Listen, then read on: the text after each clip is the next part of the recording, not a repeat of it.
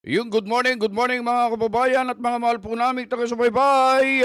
Rekta na po tayo, breaking news, kapapasok lang po na balita. Eto mga kababayan, mula po sa ating pinagtitiwalaan na himpilan, Net25 News and Information, breaking! Sinibak na sa pwesto si PNP Chief Nicolas Torre III ayon kay Executive Secretary Lucas Bersamin. Wala pang pahayag ang PNP hinggil sa naturang isyo. At ang itinalaga po na bagong PNP chief ayon sa ating source na Net25 News and Information ay si General Jose Melencio Nartates Jr. Ano ba talaga ang nangyari mga bishi?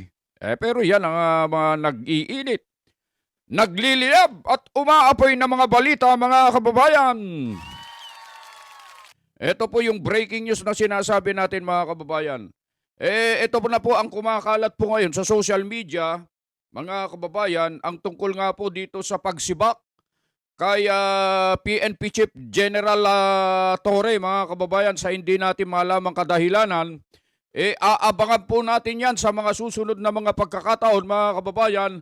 Pero halos lahat po ng news, mainstream media, social media, yung mga malalaking